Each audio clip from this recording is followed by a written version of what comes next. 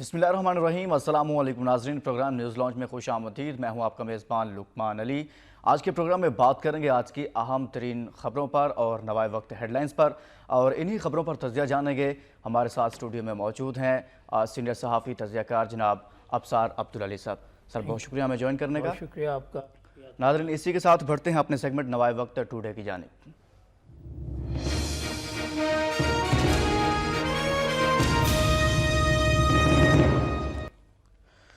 Panama leaks خاندان پر الزامات، وزیر اعظم نے ریٹائرڈ جج کی سربراہی میں کمیشن بنانے کا اعلان کر دیا۔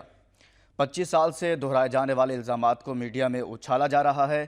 مجھے اور میرے خاندان کو کچھ لوگ نشانہ بنا رہے ہیں، تحقیقات کے بعد فیصلہ ہوگا اصل حقائق کیا ہیں۔ نواز شریف کا قوم سے خطاب۔ ابصار صاحب، وزیر اعظم صاحب نے کل خطاب کیا ہے، کیا اس ساری صورتحال میں اس خطاب سے معاملہ ٹھنڈا ہو پائے گا؟ تو جانا چاہیے۔ دیکھیے، انہوں نے خود کو اور اپنی فیملی کو آفر کیا ہے، اور انہیں چاہیے کہ اپوزیشن کا یہ مطالبہ بھی مان لے کہ حاضر سروس جج کو اس کا سربراہ بنائیں، ٹھیک، اور اس کے بعد یہ تمام باتیں جو ہیں اس کی انکوائری کر کے اور پتہ لگایا جائے۔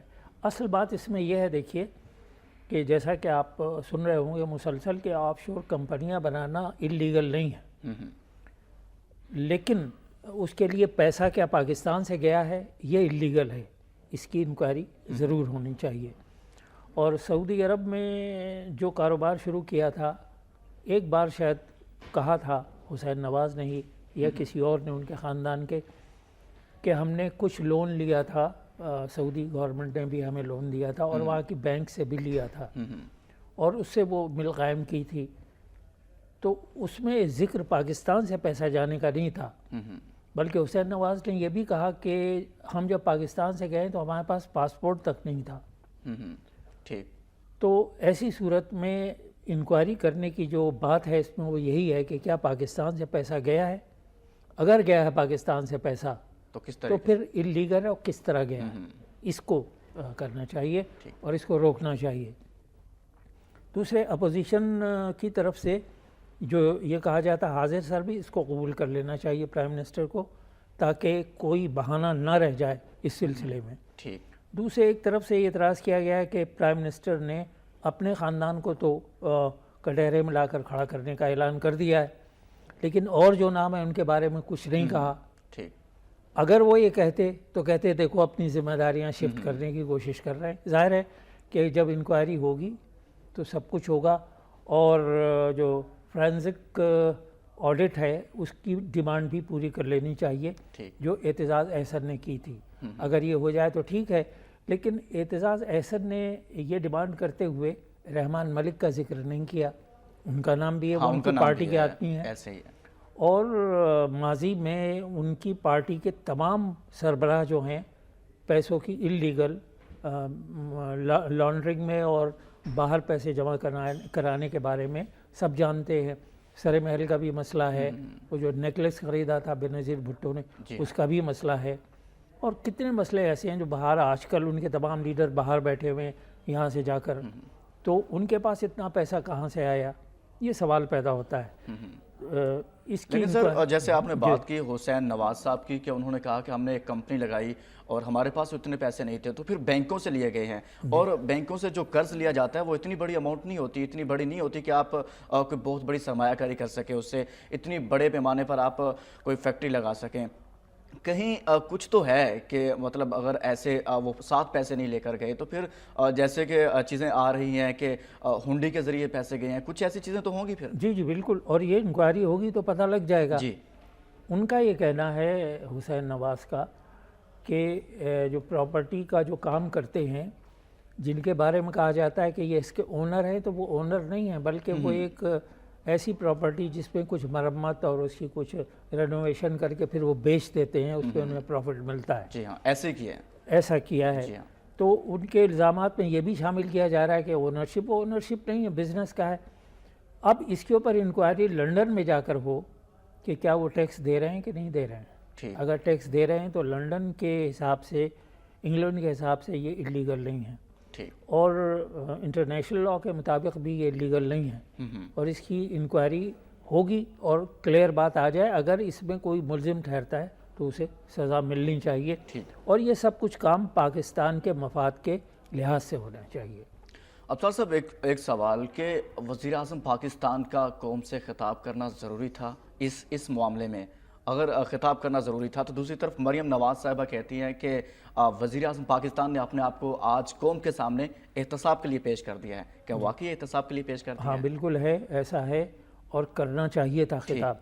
بلکہ میں تو یہ کہتا ہوں کہ پرائم منسٹر کو ہر مہینے خطاب کرنا چاہیے, اور اسمبلی میں جا کر بھی جو سوالات اٹھاتے ہیں اسمبلی کے ممبر, اس کا جواب دینا چاہیے. آپ دیکھیے برٹن میں ہر بدھ کے دن پرائم منسٹر آ کر تمام سوالوں کا جواب براہ راست دیتا ہے. تو یہ چیزیں تو ہیں, اس سے پارلیمنٹ کی اہمیت کا اندازہ ہوتا ہے کہ اگر ہم الیکٹ ہو کر آئے ہیں تو جس پارلیمنٹ کے لیے الیکٹ ہو کر آئے ہیں اس کی بھی اہمیت کو ہمیں سمجھنا چاہیے.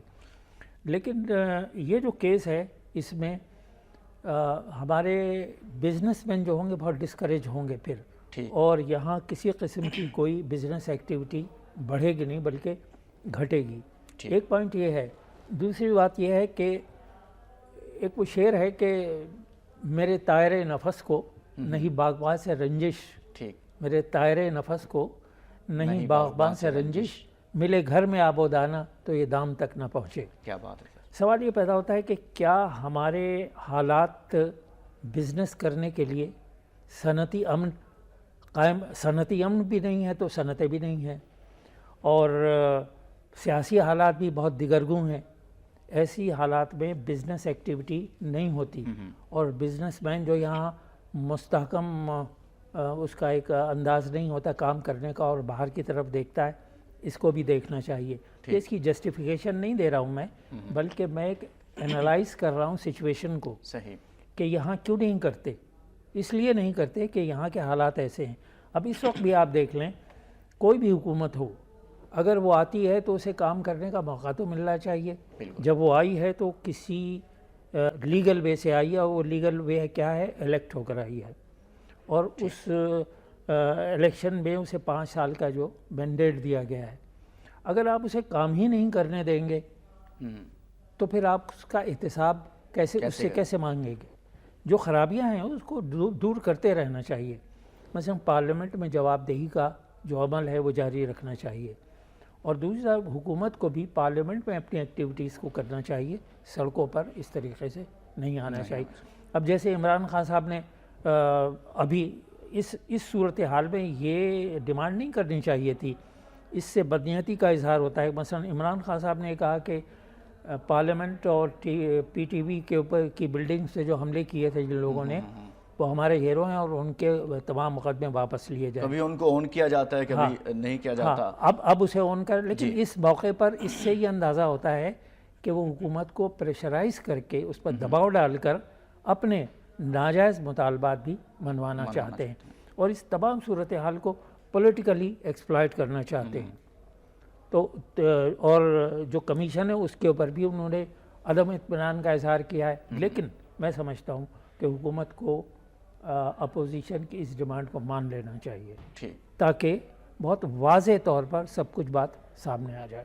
تو سر اس سے اداروں پر بھی اعتماد بڑھے گا کہ آپ اگر کچھ چیز عدالت میں لے کر جاتے ہیں, اور اس کے علاوہ اگر آپ نیب کے حوالے کرتے ہیں کہ نیب اس کو دیکھے, قومی احتساب کا ادارہ ہے, وہ اگر دیکھتا ہے تو اس سے اداروں پر بھی ایک اعتماد بڑھے گا اور ایک نئی روایت قائم ہوگی. بالکل. بلکہ اب جب ایک دم شور مچ جاتا ہے, مثلا یہ بھی ہوا کہ بھی الیکشن کمیشن ان کے خلاف ایکشن, الیکشن کمیشن کا اس میں کوئی رول نہیں, کیوں لے گا ہے, کتنے ادارے لیں گے, یعنی اتنے ادارے اس کا احتساب میں, تو پھر آپس میں ٹکراؤ ہو جائے گا.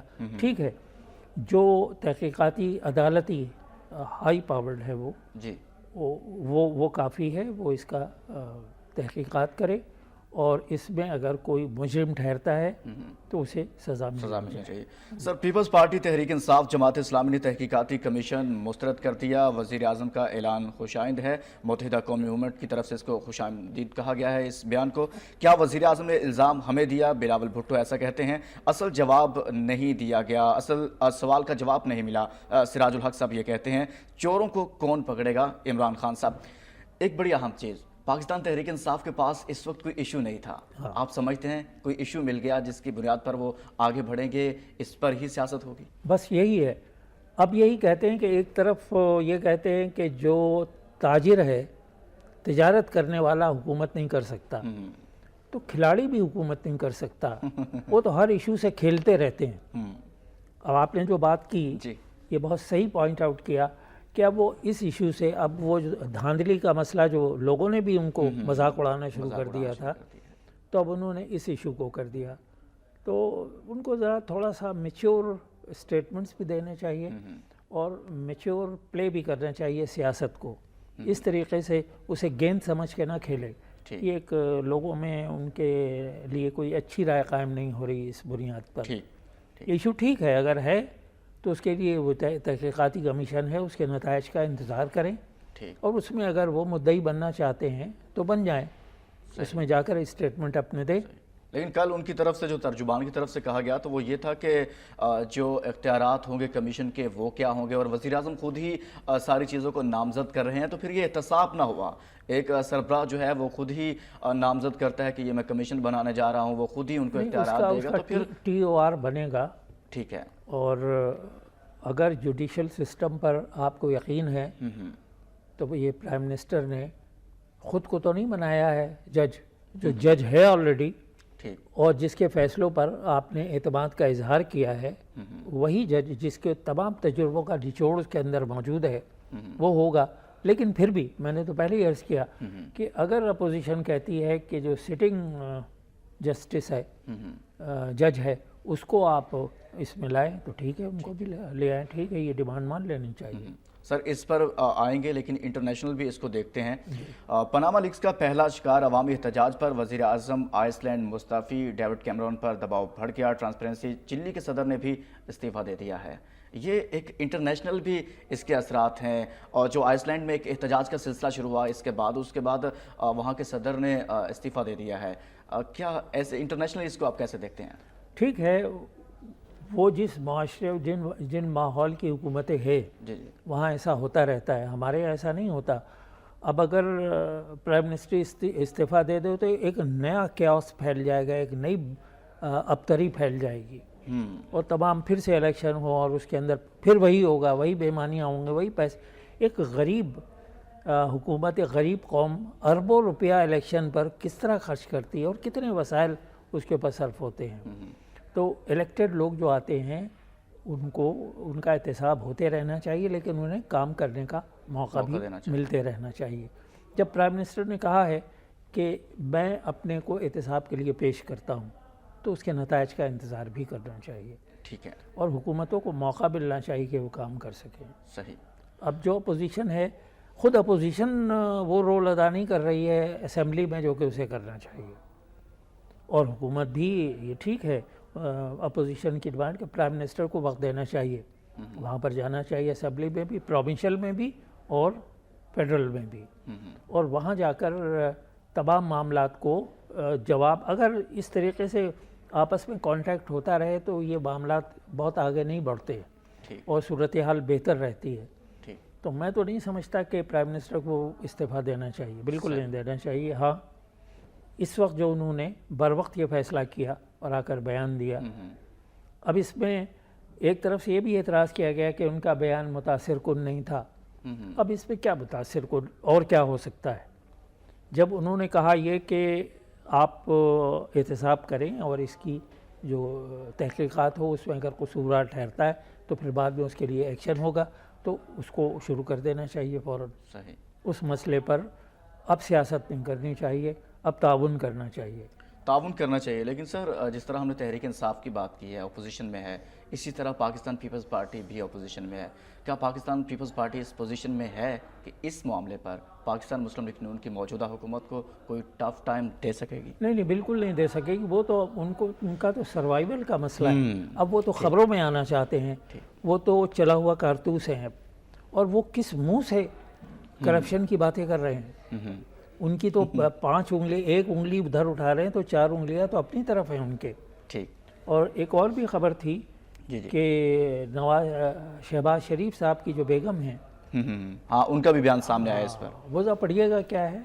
اس حوالے سے ان کے جو محترمہ کا بیان سامنے ہے اس میں انہوں نے یہی کہا ہے کہ جو سارا تہمینہ دورانی صاحب کا یہ کہنا ہے کہ جو سارا سرمایہ ہے ہمارے پاس اگر وہ ہم واپس لے آئیں اور واپس کر دیں، قومی خزانے میں اس کو جمع کروا دیں تو اس سے خوشحالی آئے گی، ملک میں بھی بہتری ہوگی. اس طرح انہوں نے یہ بھی کہا ہے کہ قانونی طور پر اگر یہ غلط نہ بھی ہو تو اخلاقی طور پر غلط ہے.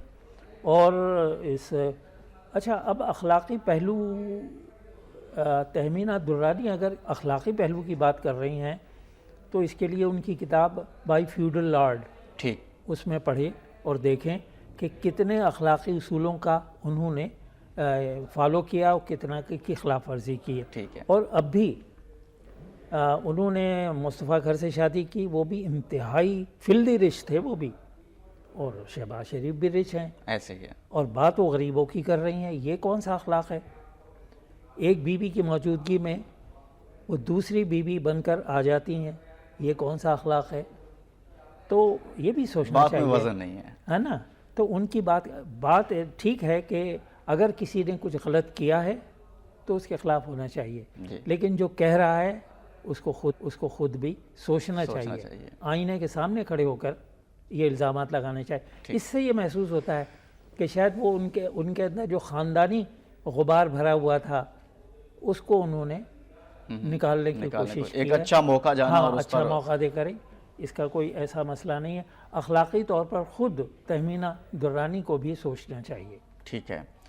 سر اگر ریٹائرڈ جج کو بنایا جاتا ہے، کیا آپ سمجھتے ہیں کہ اپوزیشن کی تمام جماعتیں اس پر اتفاق کریں گی اس کمیشن پر؟ دیکھیے ایم کیو ایم نے تو اعتراض نہیں کیا ہے، یہ 3 پارٹیز جو ہے یہ اعتراض کر رہی ہیں، پیپلز پارٹی اور جماعت اسلامی اور تحریک انصاف. اب سوال یہ پیدا ہوتا ہے کہ اگر اور بھی پارٹیز، ابھی پتہ چلے گا چونکہ ابھی تو فوری طور پر ری ایکشن کا نہیں ہے، اور کیا ہم ایک ریٹائرڈ جج کے اوپر عدم اطمینان کا اظہار کر رہے ہیں؟ یہ بھی سوچنا چاہیے. جسٹس وجیہ الدین نے کہا ہے کہ نہیں، وہ بھی ہو سکتا ہے، ریٹائرڈ بھی ہو سکتا ہے، لیکن ٹرم آف ریفرنس جو ہے TOR جو ہے وہ بنے، اس کے بعد پتہ چلے گا کہ وہ کیا، اس کے پاس اختیارات نہیں ہوتے ٹھیک ہے سزا دینے کے. ٹھیک ہے. تو ٹھیک ہے، آپ جو حاضر سروس ہے اس کو بنا دیں، اس کو بنا دیا جائے تو اس پر شاید ان کا اتفاق ہو سکے. جی. الیکشن کمیشن کی کچھ بات کریں گے. پاناما لیکس میں ابھی ایسی کوئی بات نہیں جس کا نوٹس لیا جائے. سیکرٹری الیکشن کمیشن کی طرف سے یہ کہا گیا ہے پی ٹی آئی سمیت کسی جماعت نے شکایت جمع نہیں کرائی. پولیٹیکل فائنانس ونگ اس کا جائزہ لے رہا ہے. ٹھیک ہے. یہ پہلے بھی ہم نے بات کی کہ الیکشن کمیشن کا کوئی رول اس میں نظر نہیں آتا. ٹھیک ہے. وہ اس حساب سے اس کے بارے میں کہہ رہے ہیں کہ جو دفعہ وہ جو کانسٹیٹیوشن میں ہے کہ وہ الیکشن لڑ ہی نہیں سکتا جس کے فیملی وہ کرپشن، مانیٹری کرپشن میں جو کچھ آ جاتا ہے، تو اس کے لحاظ سے وہ کہہ رہے ہیں کہ شاید یہ ایسا نہیں ہو. لیکن الیکشن کمیشن کا رول نہیں ہے. ٹھیک ہے، اگر کوئی شکایات آئیں گی تو وہ اس کے اوپر انکوائری کر لیں گے. اگر شکایات ہیں تو پھر جماعت اسلامی کو اور پیپلز پارٹی کو اور خود تحریک انصاف کو الیکشن کمیشن کو درخواستیں دے دینی چاہیے. یہ اسمبلی کے باہر کے ارریسپانسبل اسٹیٹمنٹ سے صورتحال خراب ہوتی ہے. جی سر، کل وزیر اعظم صاحب نے کہا ہے کہ ہم نے وہ قرض بھی ادا کیے جو واجب بھی نہ تھے. کیا واقعی موجودہ حکومت نے وہ قرض ادا کیے ہیں؟ قرض سے مراد یہ نہیں کہ میں نے 5 روپے لیے اور 5 روپے دے دیے. قرض سے مراد یہ ہے کہ انہوں نے صحبتیں تو صحیح ہیں، اور جلا وطنی کا جب پیریڈ بھی باہر گزارا ہے. اب ان کے بارے میں کہا جاتا ہے کہ تھوڑا سا اسے اگر ہم سوچیں کہ ایک شخص اگر پرائم منسٹر ہے تو وہ خوشی سے تو باہر نہیں جائے گا نا. ایک بات، پرائم منسٹر شپ چھوڑ کر وہاں ایک دوسرے ملک کے رحم و کرم پر جا کر، اس کی میزبانی پر جا کر گزارا کرنے کو تو اچھا نہیں سمجھے گا. ایک بات. دوسری بات یہ کہ جب پرائم منسٹر کو باہر بھیجا گیا تو وہ قیدی تھے. تو قیدی اور قید کرنے والے کے درمیان جو معاہدہ ہوتا ہے اس کی کوئی قانونی حیثیت نہیں ہوتی، نہ اخلاقی حیثیت ہوتی ہے. وہ ایک دباؤ ہوتا ہے. آپ دیکھیں کہ اکثر کسی کو الزام میں پکڑا جاتا ہے تو اس سے پولیس ایک اسٹیٹمنٹ لیتی ہے وہ اعتراف کا ہوتا ہے، لیکن جب وہ عدالت میں جاتا ہے تو وہ بتاتا ہے کہ دباؤ کے تحت ایسا ہوا. تو اس کے بعد بھی انہیں قید میں رکھا گیا، ان کے پورے خاندان، ان کے جو پراپرٹی اسے ضبط کی گئی. ان کی آپ دیکھیے کہ پہلے دور میں جب بھٹو صاحب نے اسے نیشنلائز کیا، اصل تو کام شروع ہوتا ہے غلطی بھٹو صاحب کے دور سے. جب انہوں نے نیشنلائز کرنا شروع کیا، یہاں تک کہ آٹے کی جو چکیاں تھیں وہ سب انہوں نے نیشنلائز کر لی. نیشنلائز کرنے سے جو بزنس مین تھا وہ انسیف فیل کرنے لگا اپنے. معاشی ناکہ بندی وزیر اعظم کے الفاظ تھے کہ تب سے معاشی ناکہ بندی ہوئی. تو اس دور میں انہوں نے ان کے اتفاق فاؤنڈری کو ضبط کر لیا تھا. تو اتفاق فاؤنڈری کو چھوڑ دے، ہر بزنس مین کا مسئلہ یہی تھا کہ اس دن سے اس نے اپنے کو انسیف محسوس کرنا شروع کر دیا. اور یہ انہوں نے بھٹو صاحب نے اس وقت کیا جب کہ اشتراکی ملک یعنی وہ جو روس ہے وہاں بھی یہ اسکیم ناکام ہو چکی تھی، یہ فلسفہ ناکام ہو چکا تھا کہ ہر چیز جو ہے گورنمنٹ کے ہو، قبضے میں ہو، گورنمنٹ مالک ہو اور وہ سب کو برابر تقسیم کرے. وہ فلسفہ فیل ہو چکا تھا. اشتراکیت کا فلسفہ 70 سال بھی نہیں چلا، فیل ہو گیا. اور بھٹو صاحب کو یہ پتہ تھا، لیکن بھٹو صاحب کے اندر ایک شو آف تھا کہ ہر چیز کے بارے میں وہ تبدیلی لا کر یہ چاہتے تھے کہ یہ میں نے کیا ہے. کچھ اچھے پوائنٹس بھی تھے ان کی لیڈرشپ میں، لیکن اتنی بڑی غلطی یہ ہوئی کہ اس دن سے ہمارا صنعتی ٹیمپو ترقی کا ٹوٹ گیا اور بزنس مین کا، سرمایہ کار کا اعتماد ختم ہو گیا، چونکہ یہاں اسے وہ ماحول ہی نہیں ملا جس میں وہ بزنس کرے اور حفاظت سے کرے. ایک طرف تو یہ ہوا کہ اور نیشنلائز بھی نہیں کیا، اسے گورنمنٹ ریگولیٹڈ بنایا. نیشنلائز میں ہوتا ہے کہ مزدور شیئر ہولڈر ہوتا ہے، اس کو پروفٹ ملتا ہے. انہوں نے ایسا کیا کہ جو مالک تھا اس کو ہٹا کر اس کی جگہ ایک بیوروکریٹ بٹھا دیا. اب بیوروکریٹ کی ٹریننگ نہیں بزنس کی. وہ 2 بجے اس نے گھڑی دیکھی، جو سب سے اچھی فیکٹری کی گاڑی لے کے گھر چلا گیا. تو اس سے بزنس اچھا، ایک طرف تو انہوں نے یہ ایک شاک پہنچایا بزنس مین کو. دوسری طرف جو ٹریڈ یونینزم ہے اس کو بدترین وے میں مزدوروں کو آواز دینے کے بہانے پر انہوں نے ایک اس کو منفی اس کی جو سرگرمیاں تھیں ان کی اجازت دے دی اور اپنا ووٹ بینک بنایا. اس طرح انہوں نے کہا کہ مزدور جو ہے اس کو ہم آزادی دیتے ہیں بولنے کی. تو انہوں نے حقوق کے لیے تو کانشیس کیا، اچھی بات ہے، لیکن فرائض کے لیے کانشیس نہیں کیا، یہ بری بات ہے. حقوق اور فرائض جو ہوتے ہیں یہ اکٹھے ہیں. حقوق کی منزل فرائض کے راستے سے گزر کر ملتی ہے. تو یہ انہوں نے ایسا کیا، اپنا ووٹ بینک بنانے کے لیے مزدور کو بھی گمراہ کیا اور سرمایہ کار کو بھی بدظن کر دیا اور غیر محفوظ کر دیا. یہ وہ سلسلہ ہے جو بعد میں اور آج تک چل رہا ہے. شروع میں جو میں نے کہا تھا کہ اگر آپ کو گھر میں غذا ملے تو آپ پھر کیوں جائیں گے جہاں جال لگا ہوا وہاں دانہ چگنے کے لیے. تو یہ صورتحال ہے، اس کو بھی دیکھنا چاہیے. اور میں اپوزیشن سے بھی گزارش کروں گا اور حکومت سے بھی کہ ایسا ماحول پیدا کریں کہ اس میں کوئی بھی حکومت آئے. سر ایک کالر ہیں ہمارے ساتھ، ان کو بھی لیتے ہیں. جی السلام علیکم، میاں یعقوب صاحب ہیں چنو سے. جی کیا کہیں گے آپ؟ السلام علیکم سر، میں یہ کہنا چاہ رہا ہوں کہ ہماری اپوزیشن یہ جماعتیں جو بھی ہے یہ ایک ہمارے پاس بہت بڑا ایشو ہوا جاسوس والا اور ایران والا. ہمارے تعلقات ایران کے ساتھ، ایران عراق جنگ کے بعد ہم ان پڑھ لوگ ہیں، ہم جانتے ہیں کہ ایران اور پاکستان کے تعلقات اچھے نہیں رہے. کہ ان چیزوں پہ بات کرنے پہ کی بجائے ہم نے نیشنل ایشوز پہ بات کرنے کی بجائے میاں نواز شریف کیا بھاگ رہے ہیں یا پاکستان چھوڑ رہے ہیں؟ ہم نے اس کو دوسرے ٹرن میں یو ٹرن لے لیا کہ میاں صاحب آپ کا پوائنٹ آف ویو آ گیا ہے. جو بات کی جا رہی ہے ان کی طرف سے کہ جو ایران اور پاکستان اور سعودی عرب اور بھارت کے مودی سرکار نے وہاں کا دورہ کیا ہے، مودی صاحب سعودی عرب میں گئے، اس تناظر میں کچھ ان کی رائے تھی تو اس پر بھی بات کر لیتے ہیں. بھارتی ایٹمی طاقت میں زبردست اضافہ پاکستان کے لیے خطرہ، عالمی قوت امتیازی سلوک ختم کرے. مشیر قومی سلامتی نے کل اس حوالے سے یہ بیان جاری کیا ہے، کانفرنس سے خطاب کیا ہے. امن کے لیے ہر حد تک جائیں گے. پاکستان اور بھارت ایٹمی طاقتیں ہیں، زیادہ عرصہ اختلافات کے ساتھ نہیں رہ سکتے. چین کے خلاف ہونے سے انڈیا مغرب کا محبوب ہے. روس کو نہیں کہا تھا کہ افغانستان فتح کرو، جنگ میں ہم تباہ ہوئے، دنیا نے کردار تسلیم نہیں کیا. یہ کل مشیر قومی سلامتی کی طرف سے کانفرنس سے خطاب کیا گیا ہے، کیا کہیں گے سر اس پر؟ دیکھیے یہ تو ٹھیک ہے جو انہوں نے بات کی کہ ہم نے اتنی قربانیاں دیں لیکن ہماری قربانیوں کو تسلیم نہیں کیا گیا اور ہمیں استعمال کیا گیا. آج بھی آپ دیکھیں کہ یہ جو پاناما لیکس میں جی امریکہ کا کوئی نہیں ہے. یہ ایک عجیب صورتحال ہے چونکہ امریکہ میں تو فلدی رچ لوگوں کی کتنی بڑی تعداد ہے اور وہ اس میں نہیں ہے. اور پھر آپ دیکھیں کہ چائنا نے پابندی لگا دی ہے اس کے اوپر، یہ میڈیا میں اپنے اس کے اوپر. تو کچھ ایسا بھی کچھ لوگ کہہ رہے ہیں اور سمجھ میں بھی بات آتی ہے کہ یہ تمام چیزیں لیک کر کے اس ایریا کو پھر سے غیر مستحکم کرنے کی کوشش کی جا رہی ہے. یہ تمام سب ہے.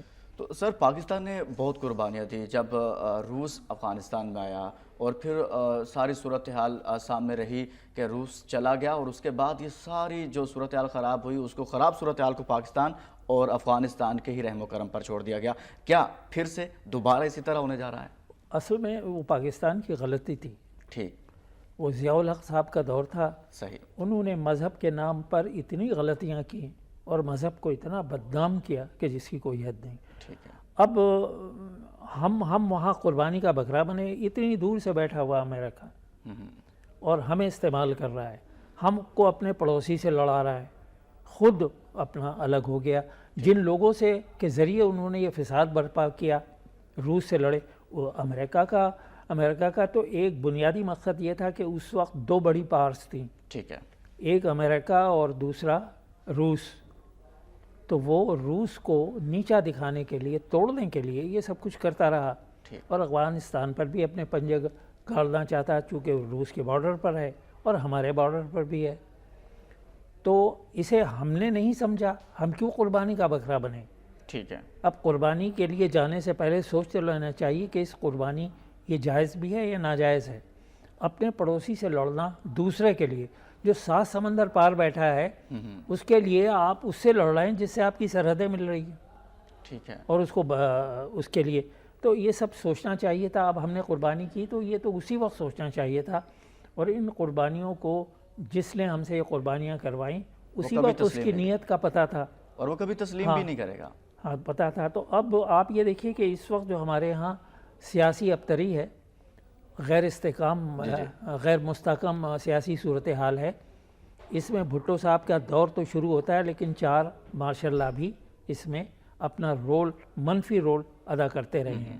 اور اس کی وجہ سے ہماری تمام صورتحال ایسی ہو گئی ہے کہ یہاں سرمایہ کار کے لیے کوئی سیف ہیون بن نہیں سکا اور اس کا اعتماد یہاں قائم نہیں ہو سکا.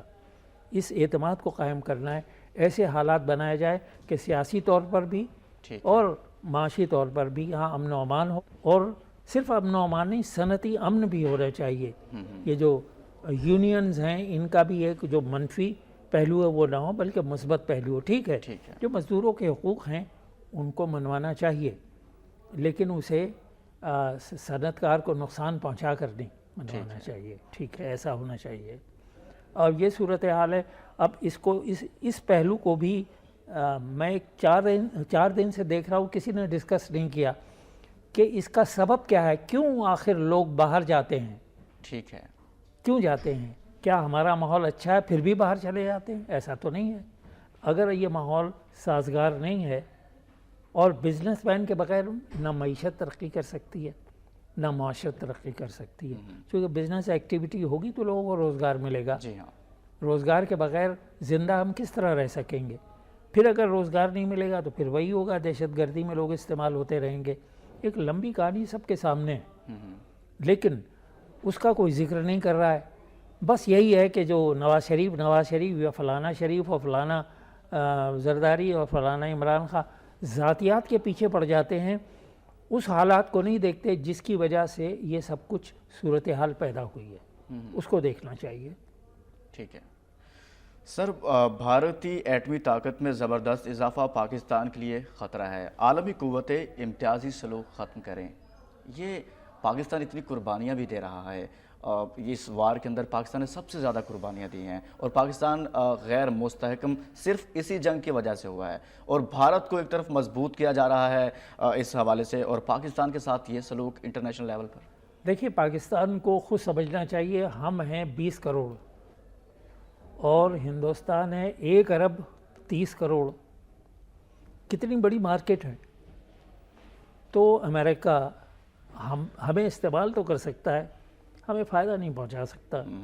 اس کی اتنی بڑی مارکیٹ کے مقابلے میں ہمیں وہ نہیں. ہماری حالانکہ اسٹریٹجک پوزیشن ہماری بہت اچھی ہے اور ہمیں ایسی لیڈرشپ کی ضرورت ہے جو اسٹریٹجک ویژن رکھتا ہو تو اپنے کو کیش کر سکتا ہے, اپنا فائدہ اٹھا سکتا ہے. اب امریکہ انڈیا کو اس لیے فیور کرتا ہے کہ اسے, آپ نے دیکھا ہو کہ پچھلی بار جب اوباما گئے تھے ابھی کچھ دن ہوئے تو وہ پریزیڈنٹ آف امریکہ کم اور ایک سیلز مین زیادہ تھے.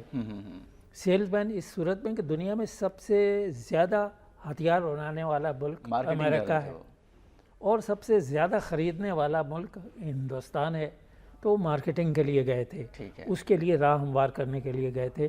اب امریکہ سے کوئی نہیں پوچھتا کہ تم ہتھیار کیوں بناتے ہو, اور میں جب مال بناتا ہوں تو میں مارکیٹ بھی کریٹ کرتا ہوں.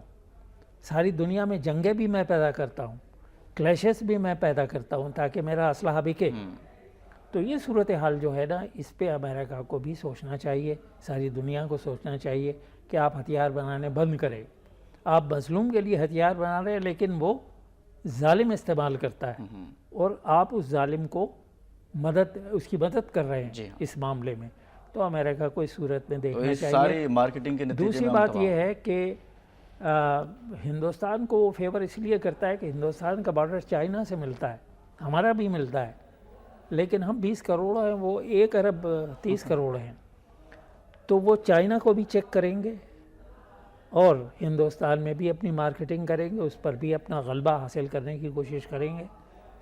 لیکن ہندوستان نے بہت ہی وائز پولیٹیکل جو سٹیپس لیے, انہوں نے رشیا سے بھی امداد لی اور اس کا بھی فیور لیا, اور اس نے امریکہ سے بھی امداد لی, اس کا بھی فیور لیا.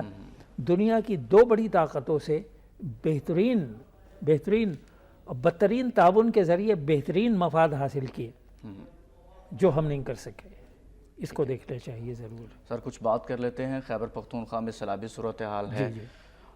اور ایسا کیوں نہیں ہوتا کہ ہم لوگ جب کوئی آفت آتی ہے, زلزلہ ہم نے دیکھا 2005 میں, پھر 2010 میں سیلاب آیا اور یہ ساری صورتحال پیدا ہوتی ہے. ہم بہت سارے باتیں تو کرتے ہیں اس پر کہ رپورٹس آئیں گی, رپورٹ طلب کر لی گئی ہے, لیکن کوئی آئندہ آنے والے وقت کے لیے ہم اس کی تیاری نہیں کرتے. کوئی ایسا ادارہ نہیں بنا پاتے کہ جو ان چیزوں کو فوری مانیٹر کر سکے, فوری طور پر ان چیزوں کو دیکھ سکے.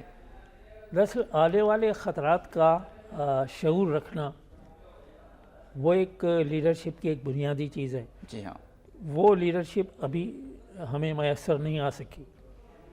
لیکن صرف لیڈرشپ کو کیوں, انتظامیہ بھی تو ہے نا, ادارے بھی تو ہیں نا. جس علاقے کے جو متوقع خطرات ہوتے ہیں اس کا شعور تو ہونا چاہیے وہاں کی حکومتوں کو, اور اس کا انتظام بھی کرنا چاہیے. اب آپ یہ دیکھیے کہ جب خطرہ سر پر آ جاتا ہے تو پھر اس کے لیے ہم چلتے ہیں, جو نقصان ہو جاتا ہے پھر اس کے پیچھے پڑتے ہیں. اب دیکھیے موسمی تغیرات ہو رہے ہیں, کتنی تیزی سے ہو رہے ہیں. ہم نے صرف ایک محکمہ بنا دیا, وہ محکمہ کیا کر رہا ہے ہمیں نہیں. ہم دیکھیے کہ اس وقت جو ڈائیورسٹی ہے, جو موسم میں ایک تبدیلی تغیر کا جو ہے, اس کی ساری ذمہ داری ہے بگ کنٹریز پہ, بگ نیشنز پہ. وہ ایسا فضلہ ان کا پیدا ہو رہا ہے جس سے تابکاری بڑھ رہی ہے, موسم ہمارے ماحول میں گرمی بڑھ رہی ہے, درجہ حرارت بڑھ رہا ہے, ان کی صنعتی جو فضلہ ہے اس سے. لیکن سب سے زیادہ نقصان ان نیشنز کو ہو رہا ہے جنہوں نے اس کی تیاری بھی نہیں کی ہے. اس طرف ہم نہیں دیکھ رہے. یعنی آئندہ کہ آپ نے جو کہا تھا نا کہ ہم پہلے نہیں سوچے, تو پہلے یہ بھی سوچنے کی بات ہے. اب بڑی بات ہے, ڈیمز کا آپ دیکھ لیں, خطرہ ہمارے سر پر ہے لیکن ڈیمز ہم اب بھی اس طرح نہیں بنا رہے جیسا کہ بنانا چاہیے. اس پر بات ہی نہیں ہو رہی سر. پانی کا ذخیرہ ہم نہیں کر رہے. تو پانی تو بڑی بنیادی چیز ہے. آپ اور بڑا مزور دشمن بھی ہے اور آپ کا دوست بھی ہے, اور پانی کے ذریعے وار کر رہا ہے. اگر آپ قابو کر لیں تو ضروری ہے. اب آپ دیکھیے کہ جب درجہ حرارت زمین کا بڑھے گا تو پانی اتنی تیزی سے اوپر سے آئے گا اور وہ سیدھا سمندر میں چلا جائے گا. اب آپ دیکھیے کہ ایک فلاسفر کا یہ کہنا تھا, آج کا نہیں وہ پرانے کا, کہ جو پانی اوپر سے آتا ہے جو خدا بھیجتا ہے, اوپر سے مراد یہ ہے کہ بارش کے ذریعے یا جو برفانی تودے پگھلتے ہیں ان کے ذریعے نہروں میں جو پانی آتا ہے, وہ سمندر میں جانے سے پہلے انسانوں کے استعمال میں آنا چاہیے. اگر وہ انسانوں کے استعمال میں آئے بغیر سمندر میں چلا جاتا ہے تو یہ وہاں کی نالائق حکومتوں کا شاخسانہ ہے, اور اس کی خطا وہ حکومتیں ہیں جو انسانوں کو استعمال پانی کا نہیں کرنے کے انتظامات کرتی ہیں اور پانی ویسٹ ہو جاتا ہے. اب وہ جو پانی یہاں سے استعمال ہوئے بغیر جائے گا سمندر میں تو پھر سمندر کی سطح بھی اونچی ہوگی. ایک خطرہ ادھر سے بھی ہے اور ایک خطرہ ادھر سے بھی ہے. اب کاربن اتنی تیزی سے پیدا ہو رہا ہے کہ ضرورت سے زیادہ ہوتا چلا جا رہا ہے, تو اس کا بھی نقصان ہوگا, اس کو بھی دیکھنا چاہیے. اب جو اس طرف سیلاب آیا جس کی آپ بات کر رہے ہیں, جی ہاں, اس کے لیے تو انتظامات پہلے سے ہونے چاہیے تھے. یہ وہاں کی حکومتوں کو سوچنا چاہیے تھا. زلزلے کا بھی ایسا ہی ہوتا ہے, سیلاب کا بھی ایسا ہی ہوتا ہے, اور ہم اسے اللہ کی مرضی کہہ کر اپنی جان بچا لیتے ہیں. یہ تو غلط ہے, ایسا نہیں ہونا چاہیے. پہلے سے محکمے بنے چاہیے جو محسوس کر لیں اور جو کیلکولیٹ کر لیں کہ اب تباہی کب آئے گی اور اس کا سائز کیا ہوگا, اور پھر اس سے نمٹنے کے لیے ہمارے انتظامات کا سائز اور نوعیت کیا ہوگی. یہ جب تک نہیں ہوگا جب تک ہم اسی طریقے سے رہیں گے غربت پہ. سر, یہ انتظامی ڈھانچہ جو ہے, یہ ہم نے بڑی سطح پر تو بات کی, ڈیم ہونے چاہیے اور حکومت کو ایکشن لینا چاہیے تمام طرح معاملات میں, لیکن ڈسٹرکٹ لیول پر انتظامی ڈھانچہ ابھی تک ہمارا اتنا مضبوط کیوں نہیں ہو سکا؟ بس یہی ہے نا, یہ تو اسی کا تو رونا ہے کہ جو سزا اور جزا کا قانون ہے وہ ہمارے یہاں نہیں ہے. اگر کوئی جرم کرتا ہے تو اس کو فوراً سزا ملے, اگر سزا ملے گی تو پھر ادارے بھی کام کرے گے. ادارے افسر صاحب آپ ہمارے ساتھ ہی رہیے گا. ناظرین, ابھی آپ کو لیے چلتے ہیں. پاک فضائیہ کی پاسنگ آؤٹ پریڈ اس وقت رسال پور میں جاری ہے. دریا سمٹ کر پہاڑ ان کی ہیبت سے رائی, دو عالم سے کرتی ہے بیگانہ دل کو, عجب چیز ہے لذت آشنائی. شہادت ہے مطلوب و مقصود مومن, نہ مال غنیمت نہ کیشور کشائی.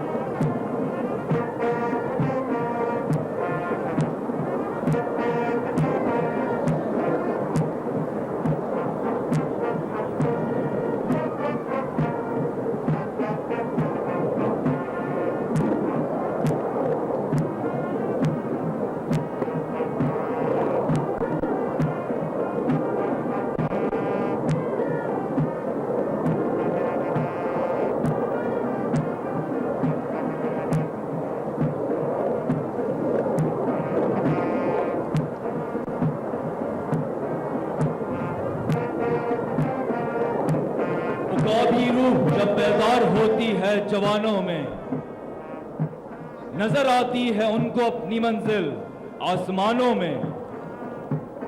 نہ ہو نومیدی زوال علم و عرفاں ہے, امید مرد مومن ہے خدا کے رازدانوں میں.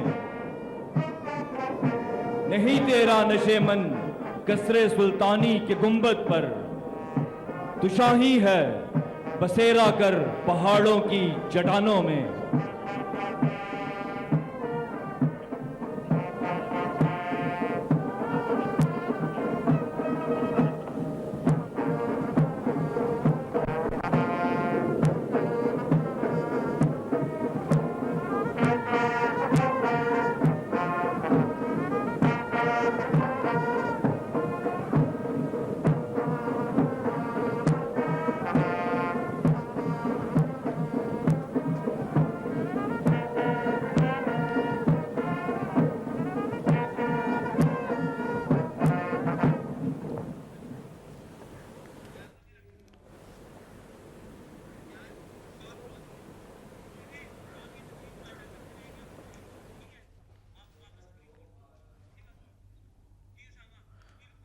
جی ناظرین، پاک فضائیہ کی پاسنگ آؤٹ پریڈ رسالپور سے جاری ہے اور پروگرام نیوز لانچ سے فی الحال اتنا ہی. مزید آپ کو آگاہ کریں گے آنے والے بلیٹنز میں اس رسالپور میں ہونے والی پریڈ کے حوالے سے.